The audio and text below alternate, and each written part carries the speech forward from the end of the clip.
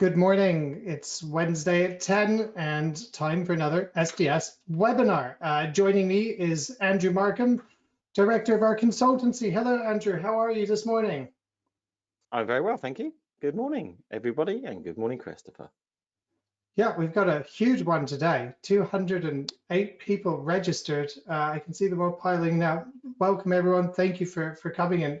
We're hoping we're going to give you a great conversation, as we always strive to.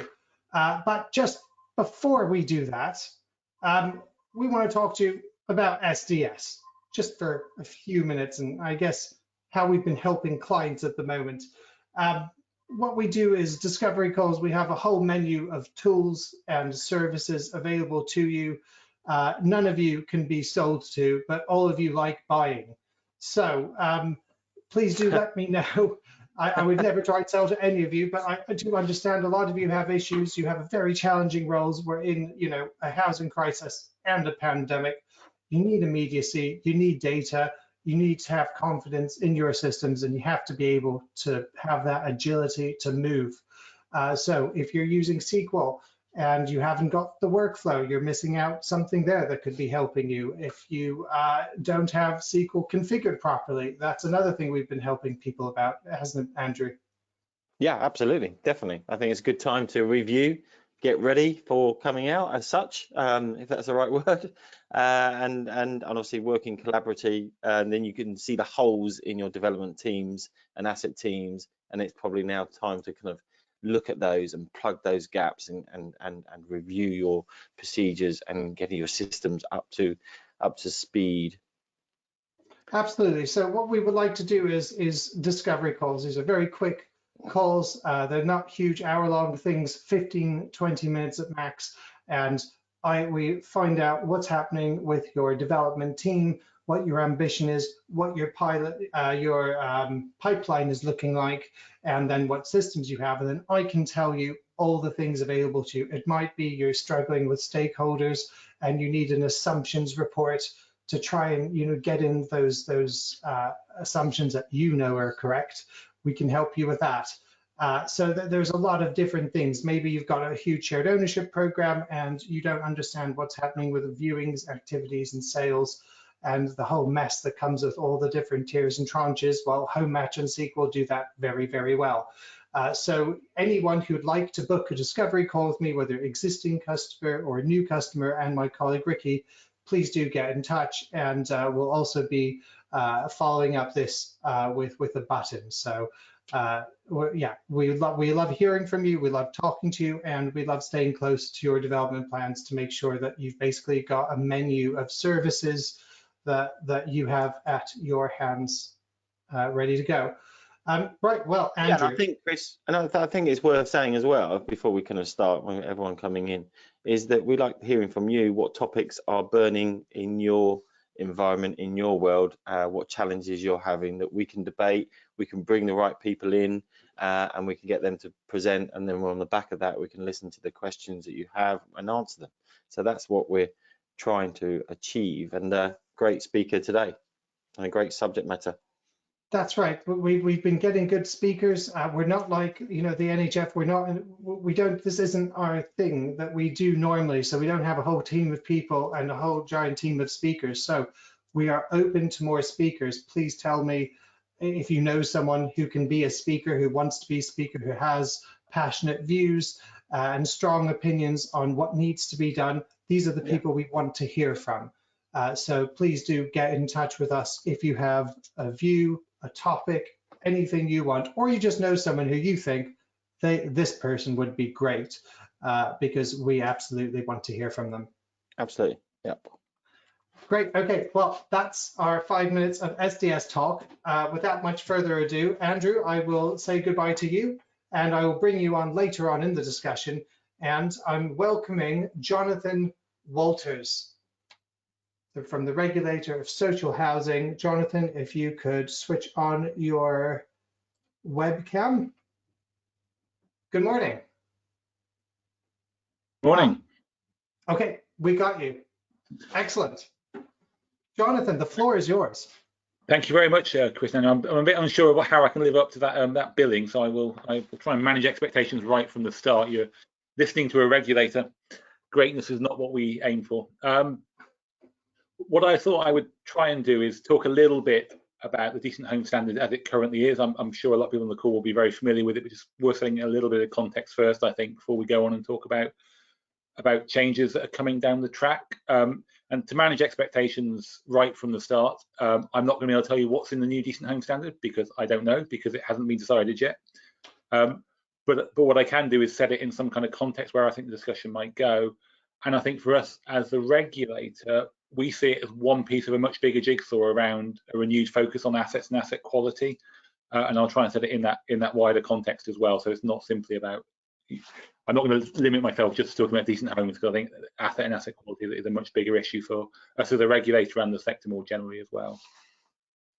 But if we go back to the Decent Home Standard, some of you will have been in the sector as long as I have and will remember it actually coming in the early 2000s, brought in by the Labour government, who had a very clear focus on wanting to improve the quality of accommodation for both social housing and actually often forgotten that the Decent Home Standard does actually apply to private sector accommodation. It's just there is no government money or scheme to ensure that the work is carried out in those areas, but it does actually apply in the PRS as much as it does in the social rented sector. The key difference, of course, is for local authority and housing association landlords. The Decent Home Standard is actually in the suite of consumer standards that we set as the consumer regulator.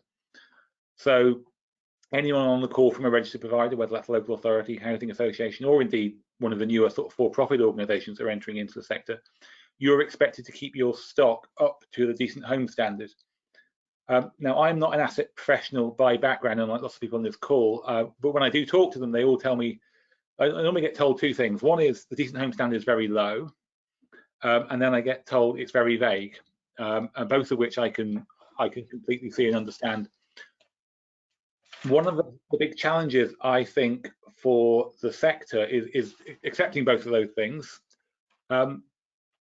What we get reported back to us, so what we get reported back to the regulator for housing association stock is compliance with decent homes of about 1%, non-compliance of about 1%, so about 99% of housing association stock reports back to us as being compliant with the Decent Home Standard. The LA housing stats record a slightly worse picture, which is a compliance rate of 95%. So on a self-reported basis, again for local authorities, about 5% of local authority stock is currently self-reported as not meeting the Decent Home Standard. Both of those figures are self-reported by landlords. The only independent snapshot we've got of compliance with Decent Home Standard is the English Housing Survey, where obviously there was a randomised sample of drive-by assessments that are carried out. When you look at the EHS figures for non-compliance with decent homes for social housing stock, that's LAs and HAs together, the rates are about sort of 14–15% non-compliance. So I think one of the first and interesting questions, and sort of maybe speaks back to some of the things that Chris and Andrew were talking about at the start, is self-reported compliance rates across the sector are all below 5%. Sort of a slightly more objective, but not as in-depth survey, because they're obviously not going into buildings, but they're looking at them from external views, are saying non-compliance rates look like nearly 14–15%. So right at the very start, I think there's an important question there for landlords and for asset management departments as to how good a grip people have got on the quality of their stock. And I think central to that is the quality of the data they hold on their stock and how well they report it. One of the things we've been doing a lot in in-depth assessments recently is asking landlords about how the information goes from their stock condition survey into the figures that are reported to board and into the long-term financial plans that are reported, and what is the quality of that information. So when the board is being told we've got to spend X million a year on maintaining our stock, and it's however much over the lifetime of a business plan, and it's this much annually, and et cetera, what are those assumptions built upon? Because as you drill back down through the organisation, the certainty and the confidence in that number will often begin to ebb away. So the board will be being told in some cases that it's based on a stock condition survey, but by the time you actually go and talk to the asset management team, It's based on a rolling programme of visits of operatives going in and checking properties and making some sort of ongoing self-assessment. And when you ask them, well, when was the last time you had an independent stock condition survey or an independent validation of your stock condition information, or even an in-house all stock survey, you'll often find that the time since that happened was a number of years ago. So what does a decent homes standard actually require you to do? It essentially requires you to ensure that it is in a reasonable state of repair, be free of category 1 hazards, have reasonably modern facilities and services, and provide a reasonable degree of thermal comfort. So hopefully those are 4 things that are emblazoned on everyone's mind. And then in various places, what is meant by those 4 things are unpacked. But clearly, that high level is open to quite a lot of interpretation. What is reasonable? What is modern? And different organisations will have interpreted that differently as to what needs to be in there. And there are different interpretations as to how frequently you have to refresh components, because again, the Decent Home Survey is very much focused, Decent Homes Standard is very much focused on components and component parts, kitchens, roofs, bathrooms, etc., and what sort of state are they in. So looking forward, I think one of the areas people are going to be very interested in is, can you have a more holistic approach to the Decent Homes Standard? So thinking of the world as we go forward, I think there will be 2 or 3 key areas that I suspect will form a key part of the consultation that comes forward. So the first of those will be a kind of more holistic overall fabric of the building. So not just component parts, does the whole building as a whole deliver a decent home within which to live? And I think contained within that, there is a question around overall standards, and will there be an upping of expectations around individual standards, but also in the standard as a whole. So I think maybe 10 years ago, we were in a more deregulatory space in housing. We might have had different questions and sort of more freedom for landlords to choose. I think in the world post Grenfell, post White Paper, I think we're in a world where there's going to be higher expectations for landlords and possibly more clarity. And I'm going to avoid using the word prescription, but you get the general sense of direction that we're talking about here. I think much clearer expectations about the quality that landlords should be aiming for. So I think that's the kind of first bucket I suspect that will be being talked about. So overall position of the stock, not just components, and an overall raising of standards. The second bucket, I think, that will be of key interest and will form a key part of the conversation is around thermal efficiency and energy efficiency. And I think it's undoubtedly true that a new coming of Decent Home Standard will definitely be seen by government and a lot of stakeholders as a step on the road to carbon neutral for 2050. And I think one of the big challenges for the discussion, I'm sure the panelists will probably want to talk about this later, is the danger of setting a standard that you can achieve by maybe putting in more efficient gas boilers, for example, that allows you to hit your EPCC target or whatever it might be in the standard, but still continue to use fossil fuels as a source of heat, which necessitates a load of work done by 2030, and then you got in the next 20 years a program of work where you take all those gas-fired boilers out and you start putting in air source heat pumps and whatever the future source of heating might be for property. So there'll definitely be something in the Decent Home Standard about carbon neutrality, about energy efficiency, but obviously recognising that there's a much longer time frame, the 2050 time frame, for getting the entire country to carbon neutral. So I think that'll be a big bucket for conversation. And then I think the third bucket will be one of the things that came out of the roundtables that ministers did as part of the Green Paper and White Paper consultation process on when they went out and spoke to tenants about what tenants felt and what tenants thought. And one of the very strong messages that came back from tenants was actually the internal fabric of their building they felt was pretty good. They felt they lived in a reasonable quality home, and there weren't actually that many complaints. I mean, there was a lot of noise about repair service and getting repairs right first time and that sort of thing. But in terms of the basic overall quality of the building, a lot of tenants said they were reasonably comfortable with where that was. Where they felt much less happy was the kind of external look and feel of both the building and the public realm within which the buildings were sat. So, and I think this is really difficult and is probably the most problematic area, I think, of the consultation that will come, is what can landlords do to increase and improve the quality and the look and feel of the external buildings within which accommodation is. So particularly where you've got flatted accommodation, but I think it also applies to, to where you've got estates of properties. And what responsibility do landlords have around the quality of the green space, the public realm, those sort of things that fit around the building? Because what tenants feedback very strongly is that the issues around stigma, they feel, are significantly reinforced by the look and feel of the estates on which a lot of their properties sit. And so they feel stigmatized in part because when I walk out my front door, I can tell I'm living in a social housing estate, and it looks and feels of a lower quality than if I was living in a in a traditional housing estate with owner occupiers. And therefore, what can landlords do to kind of counter that stigma?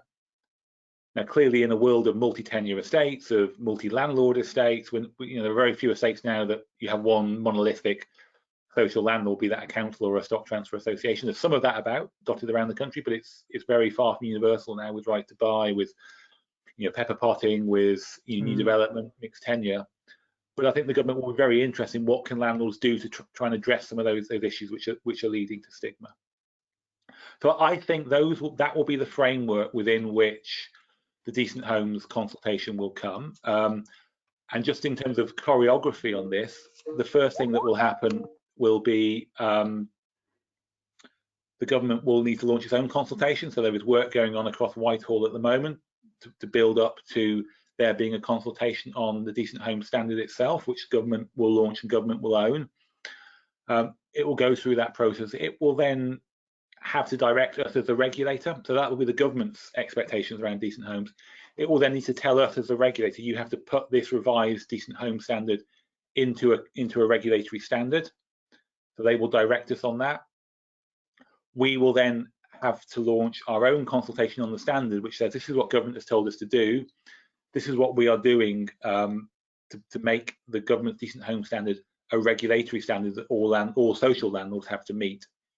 So as you can see, there is going to be a reasonable amount of choreography and quite a lot of time scale here between whenever the government's first consultation on decent homes is launched and before it becomes an absolute requirement for landlords. I think we are talking in a small number of years rather than in a sort of 6 or 12 months. I think it's going to be a couple of years before we finally get to that position. So there will be a lot of chance for landlords and for tenants and for others to influence the direction of travel on the Decent Home Standard. Once it's in place, then it will form part of our suite of consumer standards that we will be proactively regulating when when the legislation is passed to change our focus and our role. So we will be taking much more interest in the future than we have done in the past about the Decent Home Standard, how landlords are meeting it, the quality of accommodation that's being provided. But again, that is 2 to 3 years down the road. One of the things that we're saying today across all of the consumer standards, including decent homes, you don't need to wait. A lot of this stuff is just going to be good common sense. So you might not know exactly what's going to be specified, but improving the quality of your stock is not something you should wait for someone to tell you to do. It's something you should be looking to do because it's the right thing to do for your business. And that brings me on to the kind of final point I want to make, which is citing the Decent Home Standard within this wider context. At the beginning of my remarks, I was talking about the need to have good quality understanding, good quality data, good quality understanding of the existing condition of your stock. And then I think there are, as I said before, I think there are 3 waves of work that's going to need to happen to the stock of social landlords. The first of those is already with us in many places, which is about dealing with the building safety and the remediation work. And I'm sure lots of people on the call, that's front and center of their day job at the moment, is how do we get the buildings back up to meet safety standards? How do we deal with any dangerous cladding we've got? How do we deal with the issues we found when we've gone back in and looked at the cladding and found that a lot of the stock that's been built over the last 10 or 15 years perhaps isn't as good a quality as we want, and we now need to spend more on our stock to maintain decent homes than perhaps we were expecting? And I think there is the kind of systemic issue for UK house building about what's been built of late. And for long-term landlords who own this stock, there's a question about how do we make sure that stock is kept at a decent standard.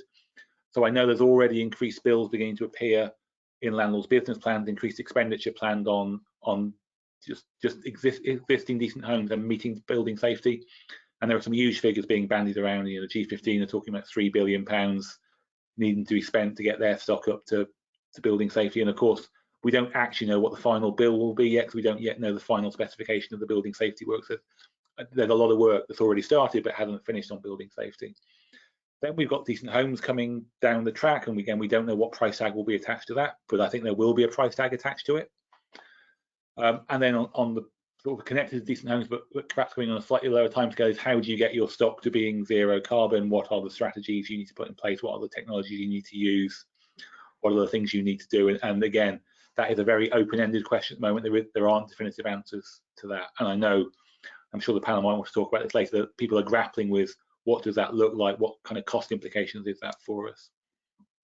And my very final point is all of that is going to come with undoubtedly a multi-billion pound bill. I think there's no getting away from that over the next 30 years. There's going to be significantly more needed to be spent on social housing stock than we thought perhaps there was 5 years ago, because of all those agendas that are now coming through.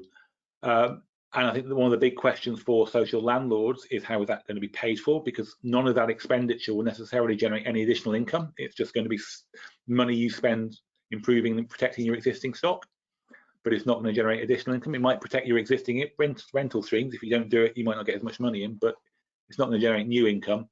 And then there are trade-offs then for organisations, I think, between what they spend their money on. Is it new supply? Is it this work? And there are definitely going to have to be trade-offs. There are some really difficult conversations for boards, I think, and board members about how you balance new supply versus existing stock. And I think if you're in a council setting, then clearly there's the question about, can your HRA actually afford it? There'll be those sorts of questions for housing associations as well. And there'll be a macro question for government about whether they want to provide any additional funds that can be either bid for or just generally provided that help support the delivery of the decent homes agenda. And that is the question you can ask me about, but I can't give you any answers. That will be a discussion, I think, that will flow alongside the decent homes review, is how is all this going to be paid for in both the HA sector and the LA sector? And I think some really difficult questions and some difficult trade-offs for people. I think my job as a regulator is to vaguely depress people. I'm hoping you're now feeling vaguely depressed, and now we'll bring panelists on who will give you answers and solve problems and tell you how to deal with this challenging agenda. There's a lot of challenges there, Jonathan. Just before I bring on the panelists, I just want to really summarize the 3 key areas around the new decent home standards where it's sort of circling at the moment. An overall holistic feel to properties. We're getting not as vague. We're going to be tightening that up. That certainly seems, is that correct? Have I got that right?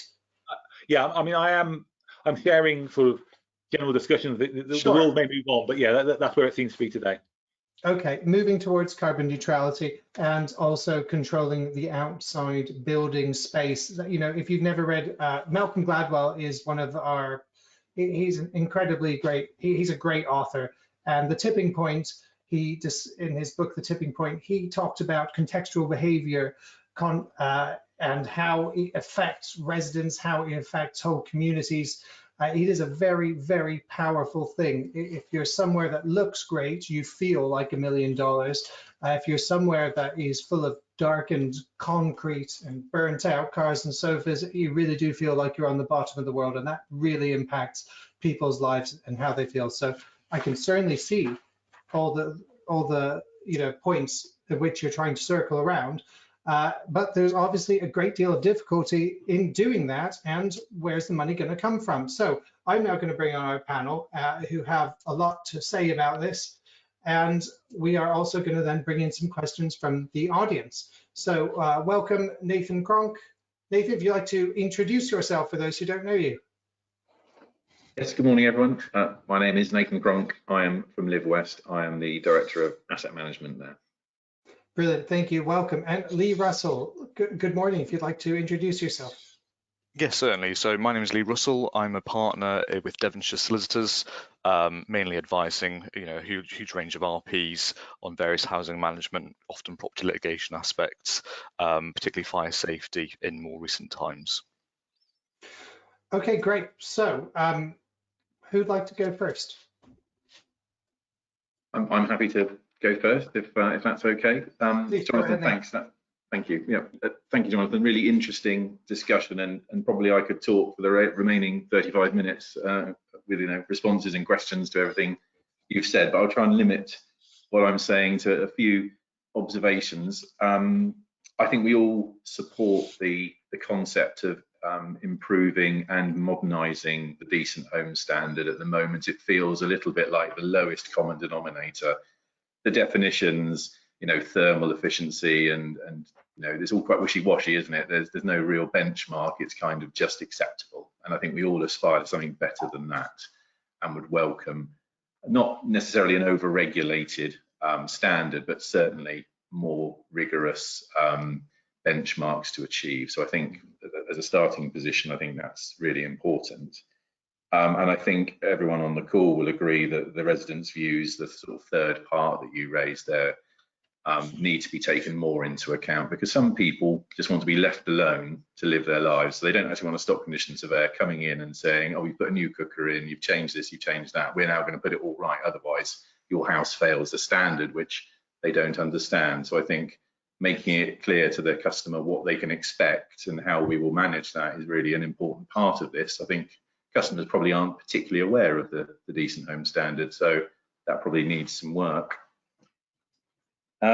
So I think the two big issues I just wanted to sort of put out there, and I'm sure the audience will want to sort of add to what I'm saying, but I think what strikes me is if we're trying to find ways of improving outdoor space, aesthetics of buildings, those sorts of elements, then we're going to have to make it a lot easier to redevelop estates, because some are just basket cases. Let's face it, they just will not make the grade.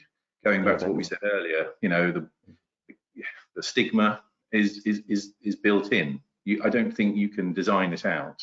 Sometimes just the fenestration of the buildings just says this is an ex-council house. You just can't do anything with it. So anyone that tries to get a redevelopment off the ground knows that the hurdles of getting grant is really difficult, especially if you're an LSVT that transferred relatively recently. You can't knock down and rebuild and get grant. You just can't do it. So that needs to be reviewed. We also need to help with planning and perhaps put more focus on the development teams to be looking at redevelopment as a mainstream as opposed to an add-on to new build or sort of virgin new build. So number one, I'll try and make my second point quite short. I really did welcome your comments on the current standard of building in the country. So at the moment, I've seen this with our post-completion review of fire installations on flats and houses. These have confirmed that buildings aren't being built to the standard. And so I think we do need to look at obviously what we're doing in the affordable sector, but I think we need to look very closely at how we regulate the PLC house builders, give the building control teeth so that things are being built properly and people are being held to account when they don't. At the minute, it's really difficult to get things sorted out once they've been done wrongly, usually at our expense. And usually when we go to get the money back, we spend months chasing that money and probably will never see it again. So I'll stop talking there, but I think those two areas make it easier to redevelop. So sometimes you have to draw a line and say that's it. And also, let's make sure the new stock coming through isn't just adding to the issue. Thank you, Nathan. Thank you very much. Jonathan, would you care to reply to any of that? Well, I think I'd agree with all of it. I mean, it's easy for me to agree because I'm not Homes England and I'm not the government. So there are some difficult challenges, I think, particularly the point about stock, about regeneration. And since 2010, we've had a very different approach in this country to regeneration and how that works and how it should be gone about. And I do wonder whether that might change actually in the light of this debate. I think it will drive different behaviours. Obviously, I can't speak for the building regs and the house builders, but I certainly know, speaking to a lot of housing associations, they are genuinely quite worried about what they found when they've gone back and done some of the building safety work and stock that they perhaps mistakenly took on trust. Perhaps there are questions for the client as well in terms of buying the stock. What was the quality of the due diligence done when the stock was received? So I don't think it's good enough for the sector just to say, oh, those nasty house builders, they built a load of rubbish and then sold it to us because someone brought it. So I think there are questions for the client side relationship in this debate. But yeah, I completely agree that we've now got a headache that needs to be dealt with. And I think it's interesting that the cladding scandal, which is clearly parliamentary debates this week, and I think that is beginning to really focus political attention on the quality of new build. I know it's predominantly a flatted issue and it's predominantly an urban metropolitan issue, but I think it is driving a wider debate about the quality of new build in this country, which is probably timely. Thank you, Jonathan. I'm going to bring on Lee. Lee, we were talking about the building space, the outdoor green space yesterday in the run through, and I think go ahead on that. You have some stuff to say. Absolutely. It was just, really interesting to hear what Jonathan has in terms of the ideas that are likely to move forward. And one thing that really struck me in terms of the publications when the first mention of the new revision of the Decent Home Standard was mentioned, was looking at that renewed focus of access to green spaces and the quality of those. And it may well be that I have a sort of naive view, but it seems certainly in some areas, certainly inner city areas, that may well be very difficult, if not indeed almost impossible to achieve, short of knocking it down and restarting, which just seems, an unpalatable aspiration. And I just wondered whether, could that lend itself to almost a dual decent home standard, where we have a decent home standard of, properties that are already in place, or a future decent home standard or an aspirational one for new buildings being built moving forwards. So really, it was just about, how that works together, and, whether those aspirations, probably well-founded, everyone would love more green space. I think the lockdown of the last year or so has clearly demonstrated that, but it's just a question of whether that is realistically achievable. It will be in some areas, but, there'll be huge, large numbers of units, particularly in inner city areas, where that just seems an almost impossible task. But that shouldn't dissuade, I don't think, from trying to set a standard for new and future buildings being built moving forwards. So it's just really your views on how we deal with that difficult issue, it seems to me. Yes, well, there are two things in there, aren't there? One is for the existing stock, and the other is for the new build. I mean, on the new build, I mean, clearly it's not my remit.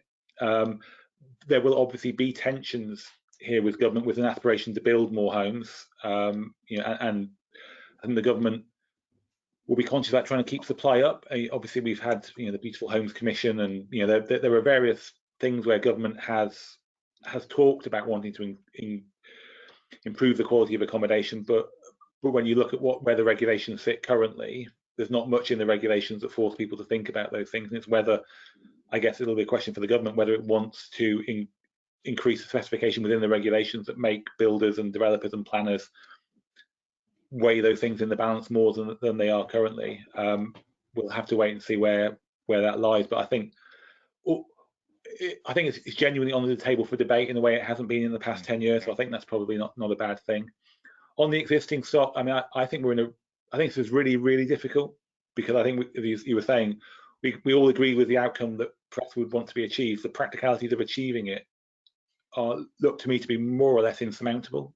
I mean, so it's what do you do that's not simply tokenistic without, creating expectations that then cannot be delivered. So I think that's going to be a really big challenge for the consultation and the discussion coming forward. And I think talking more to tenants about what it is they actually expect and what they would like is going to be key to that, because there may be some simple quick wins, and there may be some really difficult structural stuff that simply can never be addressed, as you were saying. Thank you very much. The carbon energy efficiency iceberg, as I call it now, I've given some thought to this, because Mark Bagent was on last week, week before last, and one of the things he says, yes, we know we need to do carbon neutral, we know we need to adopt these new technologies, but is now the right time to buy the technologies? They are still in their infancy. Anything we buy at this stage is probably going to have to be replaced in the future at some point. How can a provider protect themselves from hitting that kind of an iceberg? Can we do some sort of, I'm looking at you, Lee, can we do some sort of legal arrangements? Can we come to some sort of arrangement with new technology providers that they don't just keep slapping big bills, and they maybe can keep the technology advancing with you rather than just giant chunk after giant chunk? What would you say on that as a partner, Devonshires? Yeah, I suppose there's two ways of looking at it. In terms of, legal arrangements with new providers, I mean, it seems to me that's going to be very difficult indeed, because we just simply are, like you say, really right at the very start of that process in terms of what the technology of the future is likely to be. And I think everyone agrees, everyone's mentioned, that's likely to change its shape quite rapidly, probably over the next sort of 30 years or so. And I suppose that then brings into question of, is now the right time to inbuild this into the Decent Home Standard? And if it is the right time, is the wording and, the influence and the sort of, representations that people are being made the right ones at this stage? Because it seems to me, I think everyone would agree, it'd be a huge waste of money to have a standard now that we then spend over the next 10 years to then effectively re-spend it, if not more, in the preceding 20 years thereafter. And I suppose it's almost that perfect storm where, we're right at the start of this. We obviously want, from a government level, there's going to be huge pressure to start that ball rolling, and start boards to start thinking about those things. But it's just, is it now the right time? I suppose many people will be thinking, the Decent Home Standard doesn't get reviewed that often, and is it a good opportunity to future-proof it? But that, of course, has to be balanced very carefully, I think, between forcing or compelling providers to spend huge sums of money to comply with the standard that the technology just isn't quite there yet, just to spend it again, I suppose, within the sort of 30-year period. Nathan, I know when we've previously discussed, you've had some similar views. Yeah, absolutely. And I think perhaps the skill of the new code may be that we look at what we are already doing and seek to draw all of that good work together. So a lot of us in the LA and RP sectors will be spending vast amounts of money to get our stock from where it is now to an acceptable SAP level C by 2030 or before if we can, and then on to net carbon zero in the future. So it feels to me that certain aspects of the Decent Home Standard we are already starting to address. And if we focus on a fabric first approach, as most of us do, then that will obviously lay a good foundation for the future. But yes, when we discussed this yesterday, that my feeling is that we're not there yet with the solution for the future. We don't have the A-rated heating system yet at our disposal. We've got some good stepping stones towards it. Air source heat pumps are getting better all the time. Ground source heat offers a good alternative. We're sort of putting our head into the possibility of getting hydrogen to work. It's looking unlikely, and we probably need to stop spending time on that and look in other directions, but that's my own personal view and I could be completely wrong. But I know a lot of people think when you turn off the gas, you just turn the hydrogen on and everything's done. Certainly not the case, and we need to do a lot more work around that. So Lee's right.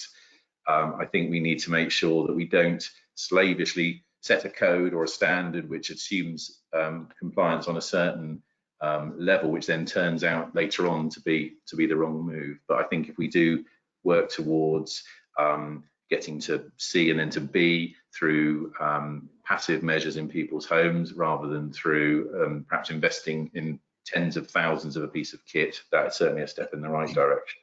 So yeah, I totally agree with what you're saying there, Lee. Thank you, Nathan. We talked about, Jonathan, you touched on this. This is a really big one, the balance of investment, new stock versus existing. And that's a huge question. And Nathan, you said yesterday when we were talking that there has been a real gun-ho sort of trend on boards, chairmen, key stakeholders pushing towards new development, numbers on the board. Whereas now, the trend is beginning to shift, and we're now, especially with everything that's happened now, looking at more holistic properties. The whole asset focus now is on improving existing stock. Is this a zero-sum game? Are we going to lose new development because of this? Are all the development teams who have to put the numbers on the board gonna dry up? What do you think? So I'm not sure I'd repeat those accusations of boards and chief execs. I hope they're not listening. But yes, I think there has been. That came from me. There has been obviously a focus on new development, and sometimes at the cost of delivering good assets. And certainly when I was in development, I've only been in asset a short while. When I was in development, I always worried about asset because they got far less budget to spend to get their homes to a standard than we did to go and build some swish new stuff. So I am the ultimate gamekeeper, if you like, from poacher. So I think, but I would go back to one of the comments I made earlier. I think if you look at our existing estates, quite a lot of them are low density. Clearly, the properties on them are not going to economically become energy efficient in the future. So we do have at our disposal some fantastic sites. The downside is they currently have people and properties on them who will need to be moved around. But we certainly need to make those assets work better for us. Now, the other point you're making is we don't have an endless supply of cash to go and do this. So we are going to have to make some sacrifices. But if we can get that additionality from the existing estate, so we get the win-win, we get the new development, we get some extra homes on top of that, then we can start to address both of those at the same time and use that money, make that money go further by making those mono-tenure estates, multi-tenure, offering more people home ownership options and outright sale options. So what I'd like to see is us just having a bit more of a focus on those big existing 1950s, 1960s estates. Often they have a lot of green space, don't they? But that green space is just laid to grass and nothing really, is not hugely beneficial. So I think we just need a renewed focus on existing assets. We need to work with our development teams to say, come and help us do that. Don't go off and build on that greenfield site. Go and look at this estate in the centre of town, and what can you do with it? Jonathan, on that point, do you my background is development, so clearly that's my remit is to, and it's quite easy to, as you say, to get numbers and turn around new build quickly, but doing kind of regeneration takes a lot of time. So it's that focus, and I see, working with a number of our clients, it's sometimes the relationship between the asset department and the development department, if they do work kind of closely together, there is opportunities within your existing stock, but it takes a lot of time and effort. And I think that do you find that, obviously coming from a development background and then moving to assets, are you finding that yourself? So was that for Nathan or for me? Sorry, to Nathan. Yeah.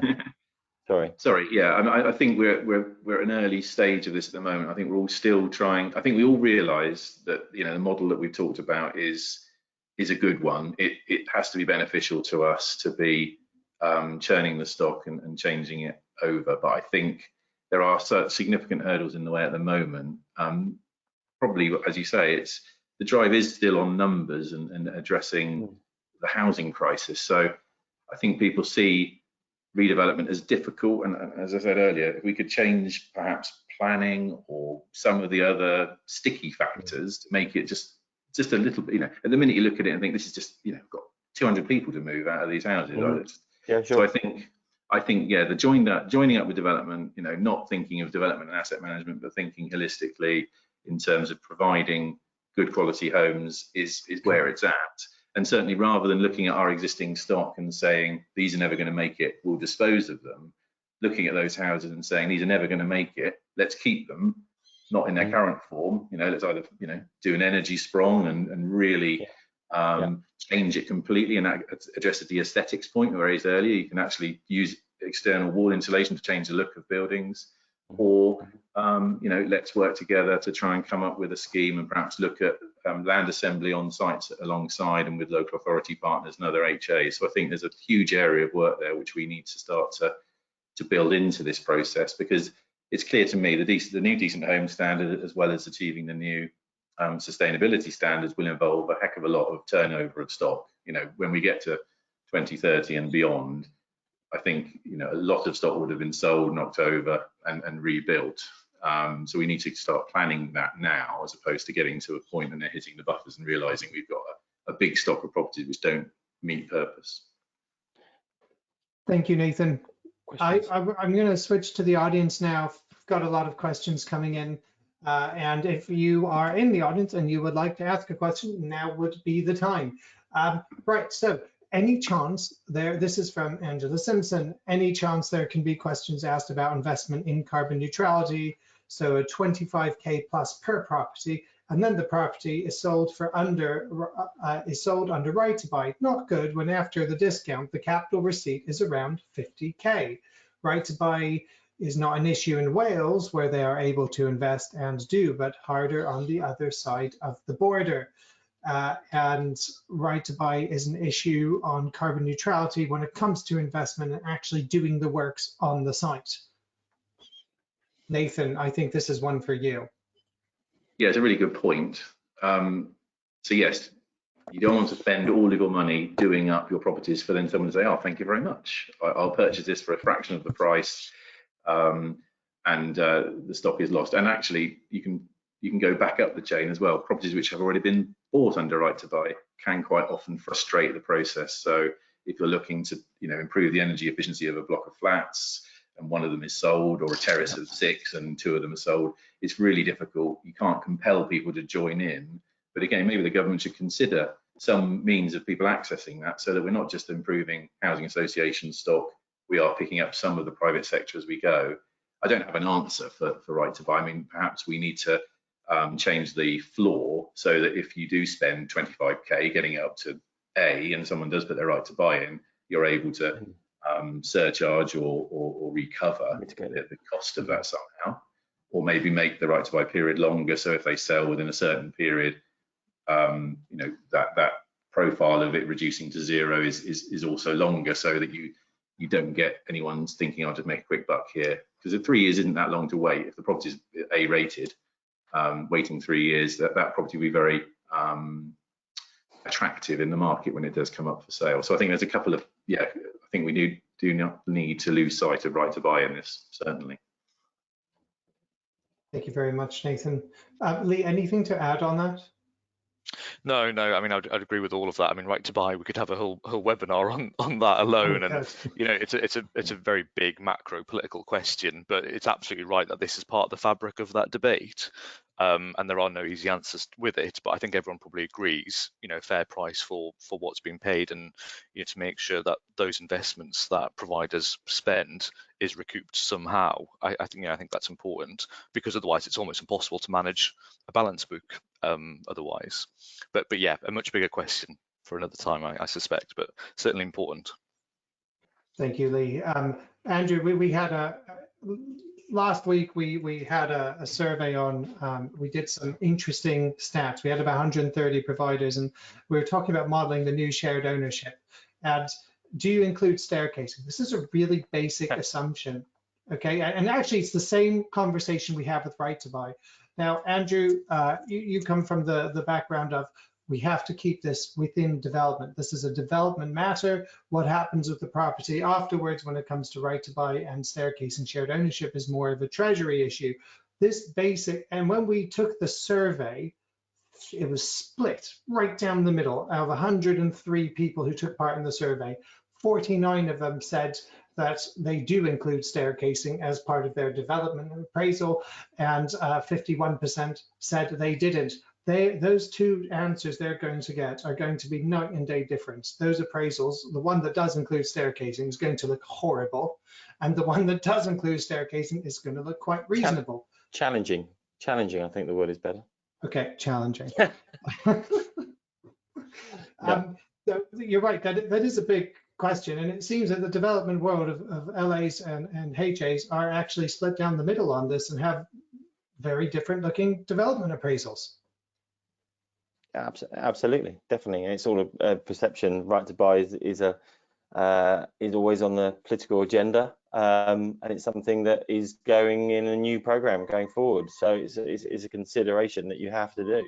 I'm working with a number of local authorities on regeneration schemes, on large schemes in London that have taken years to come to fore, and they're buying back a lot of their stock to then create this new environment. So it is challenging and difficult. You've got to have the vision and persevere to do that. So I think speeding up the process would help, and having the right structure. And I think looking at the right environment, you have to have a multi-tenure product that would enhance the look, the feel of the environment that you're doing. But what a great opportunity, so our lockdown has provided us to look at our own, where we live, what we want from that, and it perhaps it's an opportunity. It's an opportunity to grab it, look at this, engage with our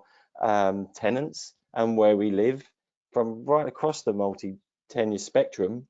And now I suppose, I wonder if when local authorities are back into development and they understand the challenges, isn't that more of an opportunity to hopefully bring the planning departments together? I'm always an optimist, but development can provide a lot of answers if you get the right people together and have the vision to drive it forward. I think that's really important. So I think if you have the development department, the asset department, and the local authority and private developers, they have a part to play, and you can really achieve some great things. I'm looking at some great schemes that I've been involved in recently of 1,500, 1,200,000 homes, and they look great, and they're looking good. Thanks, Andrew. I'm going to go to Lee Carter. Question from Lee Carter. Thank you, Lee. Public realm.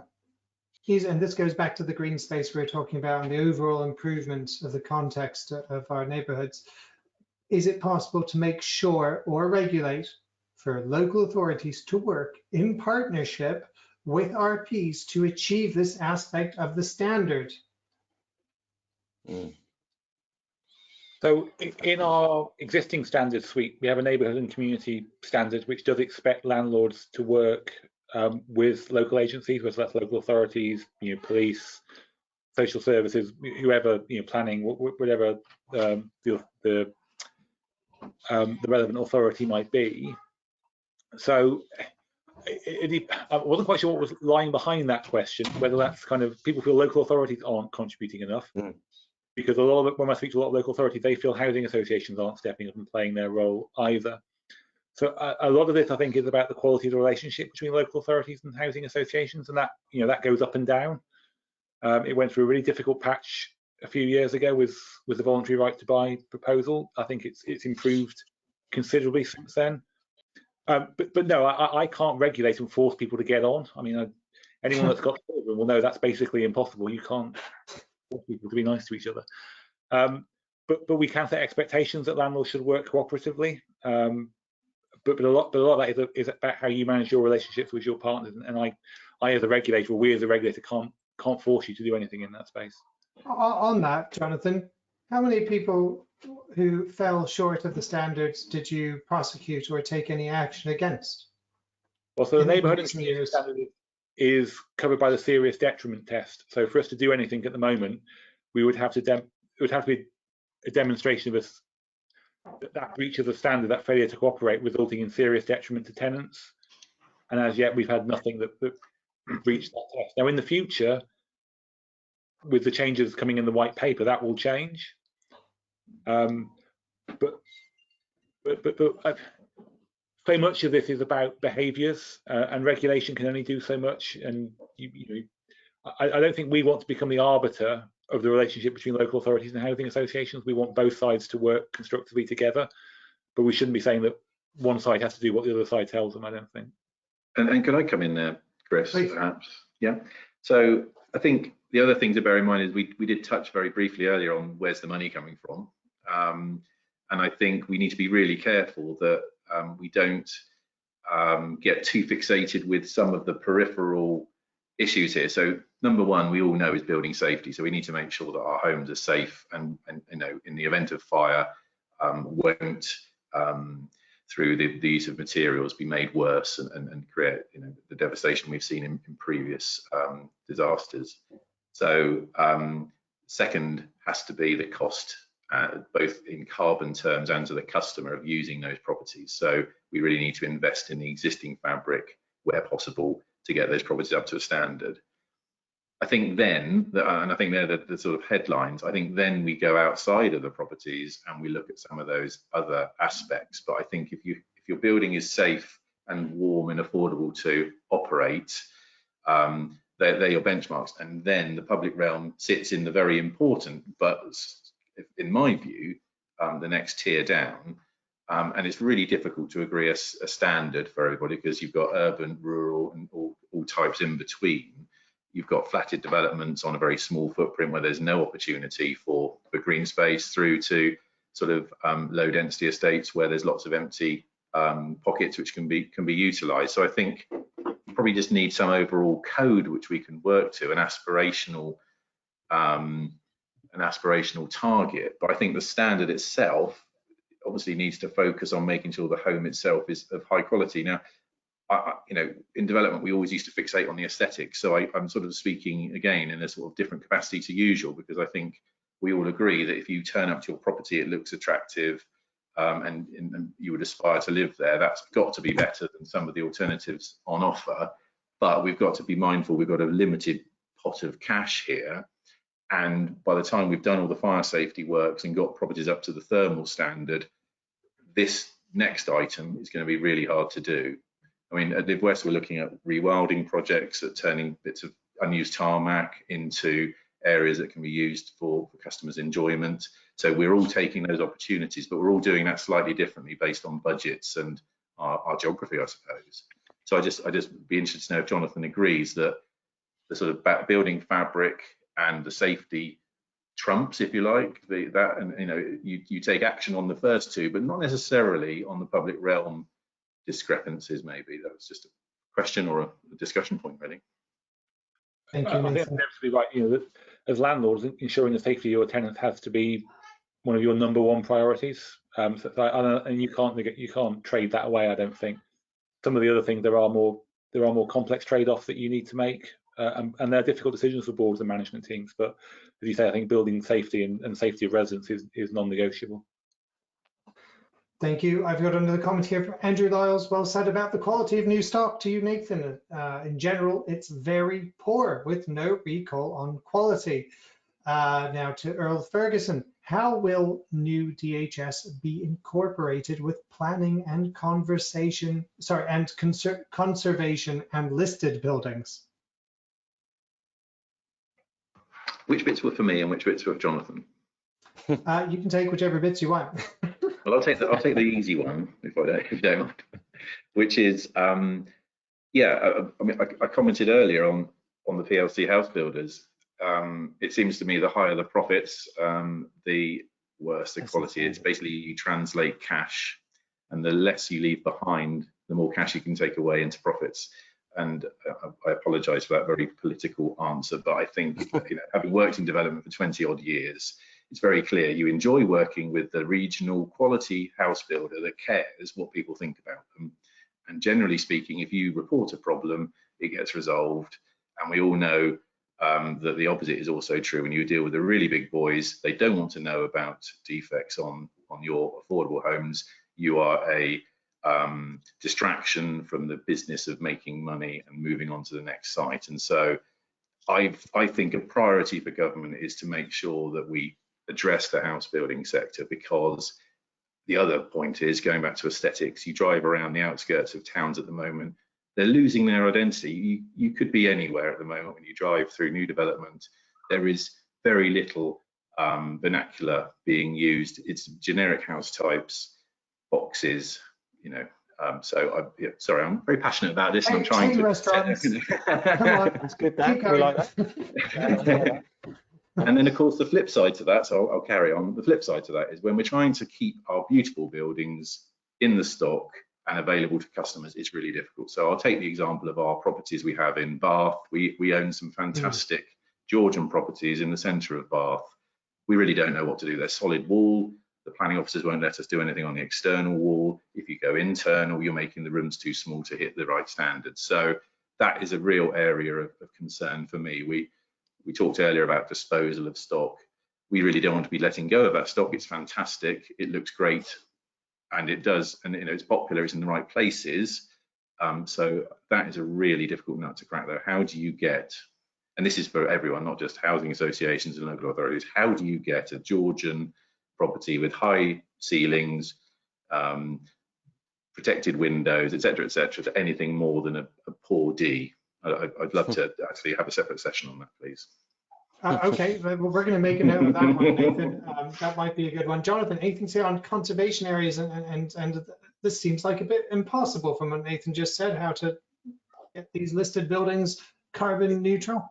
It is, but and I think this goes to wider context. This isn't just a social housing conversation, as Nathan was indicating. And I think amongst the general public, sorry, it's school time here. Amongst the general public, there's probably very little cognizance at the moment of what's coming down the track. And I think there's a really big political question here about how the government is going to get homeowners to pay for the types of work that will be needed if we're going to get to carbon neutral. So, we talk about disposing stock out of the sector, but at some point, homeowners are going to realise and want to price into anything they pay for properties. It's going to have to get to a certain standard by a certain time.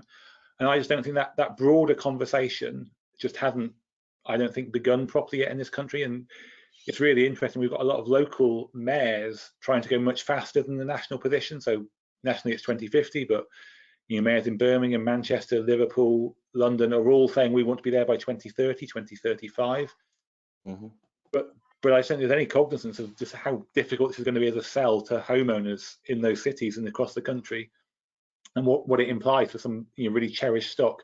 So I'm copying out of answering the question by saying I think there needs to be that wider political debate about getting to carbon neutral that is much wider than just decent homes and much wider than just the social housing sector. We're in the middle of all of it. Right, one here from Paul Parkinson, and then we're going to wrap up because it is 11 o'clock and I don't want to keep any of you longer than we have to. Whilst carbon zero and the 2030, 2050 targets are understood by landlords, fuel poverty is still a massive issue. What consideration is being given to the user cost of replacing cheap gas with expensive electric-driven pumps? Sounds like one for you, Nathan. Yeah, I did write this down actually. One of the things I was going to sort of float with Jonathan, hopefully, so it sort of makes its way back towards government policy, is we need to set standards for what is affordability in homes, certainly. So either setting a benchmark in terms of per size of property, what the maximum kilowatt hour usage may be, or making it a financial cap. So for our residents, obviously, a lot of them are on universal credit. So, we need to work out what percentage of their universal credit they should be spending on fuel and keeping the property warm to make sure that's affordable, and trying somehow, and this is the science or the art, I don't know which it is, to make that work. So you could make it a financial figure, 600 for a flat, 800 for a house, just as two very quick examples, but it's probably difficult to do that because everyone's on a different tariff, so it probably needs to be based on the output. But totally, we need to, obviously, the government is working hard on energy generation, so if we can provide cheap electricity, then that will help us to address that point about the heat pumps. We need to educate residents to know when to use their, so if they got PVs, for example, use all your electrical appliances when the sun is shining, because clearly the electric is free. Don't run it all in the evening, don't put your tumble dryer on in the evening, etc., etc. So it's two things, it's education, it's driving down the cost of the energy in the first place. And I think the way we can do this is to work backwards from what is affordable to the customers, and then see how we can make those work in terms of a standard that we set in the future. Thank you, Nathan. One really quick one, and then that'll be it. Is an option if the holistic stock is carbon neutral, i.e. the carbon positive to outweigh the carbon negative properties?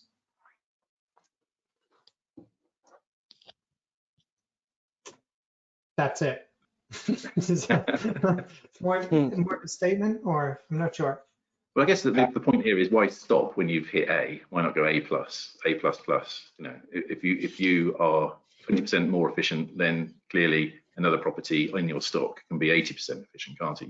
You can look at the holistic stock being carbon neutral, but perhaps your property is better. I don't know if that works in science though, because surely if one is polluting, it's polluting whether or not there's another one offsetting it over here, and we want to get rid of all the polluting properties. So I can see where that's coming from if I judge the sort of direction that question's coming from. But I think the other point is, why are we only aiming to be at C by 2030? Why aren't we trying to get to B by 2030? Why are we trying to be A by 2050? Why not 2040? So I think that whole discussion needs to be had, but it all boils back to the earlier point, doesn't it, about cash and getting our priorities right. So if carbon and affordability is top priority, fantastic. Clearly it has to sit alongside the recladding projects and other schemes. But I think that's a really good question. And again, there's probably a whole session about energy efficiency in existing stock and carbon offsetting and all the various measures we can get.